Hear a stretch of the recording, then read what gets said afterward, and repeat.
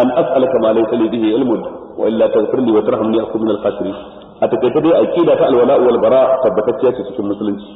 Musulmi zai goyi bayan addinin musulunci da ko musulmai yan uwansa, ya so musulunci ya so ko musulmai din, ko da bambancin yare ya raba su, ko da launin fata ya raba su, ko da kasa ta raba su. An gane ko? Kuma zai ki kafirci da kafirai, ko da gari ya hada su, ko da uwa da uba sun hada su, ko da launin fata ya hada su. In ba a yi wannan ba to su kafirai a wannan ka'ida suke rayuwa, wallazina kafaru ba'dhum awliya'u ba'd, sashin su mataimaka ta su da duk inda kafirai suke. Sa iya yin rigima tsakanin su da juna, amma in ɗaya bangaren zai yaki musulmi to sun yi da su taimaka wa wancan ɗaya bangaren ya yaki musulunci, in an gama su koma rigima su da juna.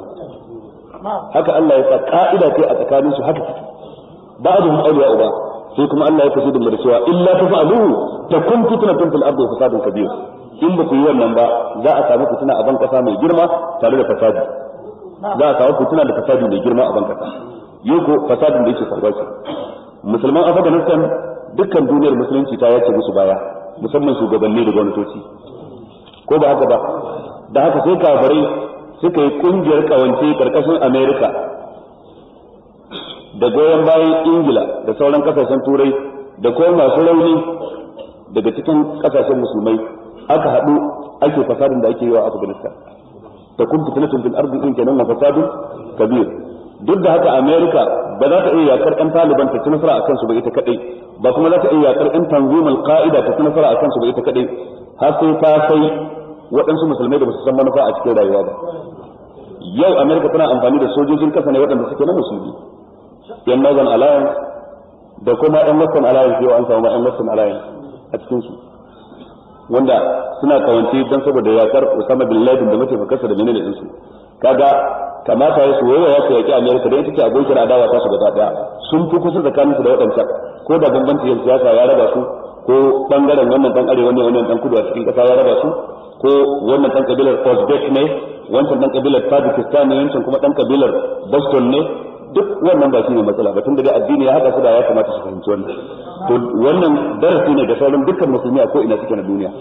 America za ta iya neman goyon bayan yan Northern Alliance da yan Eastern Alliance da kuma duk kuma su waye dan a karya Taliban, a karya yan tanzimul qa'ida. Bayan an gama da su kuma sai ta zo ta yaki waɗannan da abin mai sauki a wurin America. Ina ba za mu fahimta. Dan babban abin da America take so ta je ta kai makamai ta girke a wajen, da kuma kai sojoji ta yi base ɗinka na soja a wajen. Kaga a nan sai ya zama mata da sauki kai hari da nukiliya ɗin Pakistan a rusa shi, ko ita ta yi ko ta leki a cikin ta ba Isra'ila ta zo ta yi. Sannan kuma zai zama mai sauki a kai ta kai hari ga makaman Iran, duk wannan mai sauki da gare ta.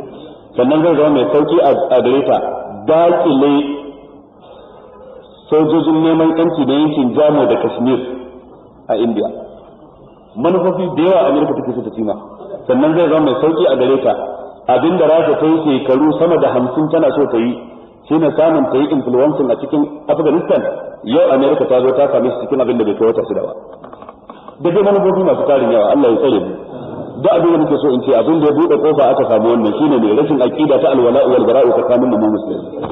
Inda akwai aqidar lakum dinukum waliy dini da Amerika ba za ta samu wannan damar ba.